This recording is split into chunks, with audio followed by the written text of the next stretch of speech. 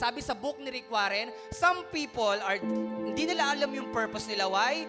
There are, kumbaga, hinohold sila ng kanilang mga past. Anong sasabihin sa akin ng Diyos anong sasabihin sa akin ng mga tao pag bigla ako nag-amen sa church? Some people are driven by fear.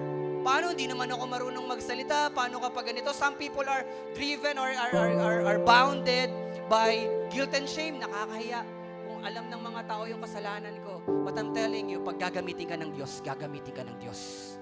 At pag ginamit ka ng Diyos, hindi magmamatter yung sasabihin ng tao sa'yo. Kasi ang gagamitin sa'yo ng Diyos, yung buhay mo mismo para ipakita na sa Kanyang kapangyarihan, walang imposible sa Kanya.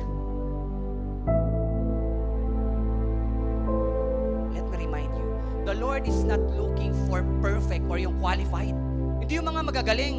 Hindi yung mga walang kasalanan. Ang pinipili ng Diyos, yung papatunayan niya yung grasya niya at yung taong willing magpagamit kahit na ang Diyos lang ang inaasahan. Kaya let go. Let God. Kung ano mang pumipigil sa iyo sa mga oras na to, I'm telling you, malaki ang plano ng Diyos. Huwag mo siyang pigilan. Kaya I always request kapag when I share God's Word, kapag may sinasabi sa iyo yung Diyos, huwag mong pigilan.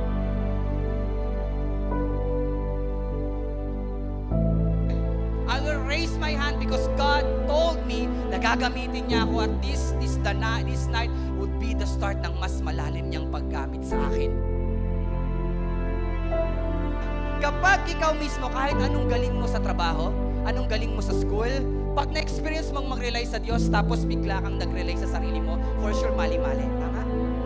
Kasi minsan, alam nyo, ang problem daw kapag gumagaling ang isang tao sa isang bagay or we are going to excellence sa isang bagay, minsan nakakalimutan natin kung paano tayo nag-start.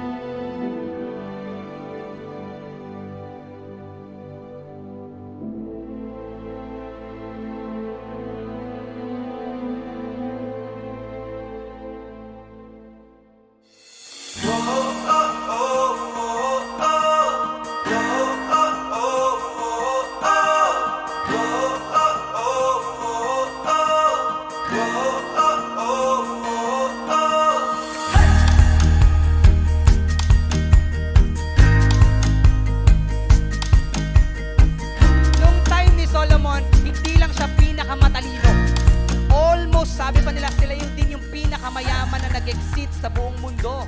To the point na nung time niya, alam niya yung silver, parang bato na lang.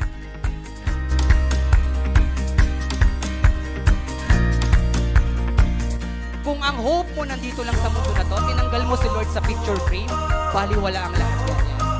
And I'm telling you, ang nagsasabi na, hindi idea lang.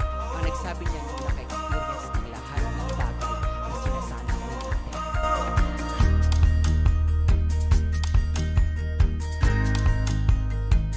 The Lord is not just for Sunday.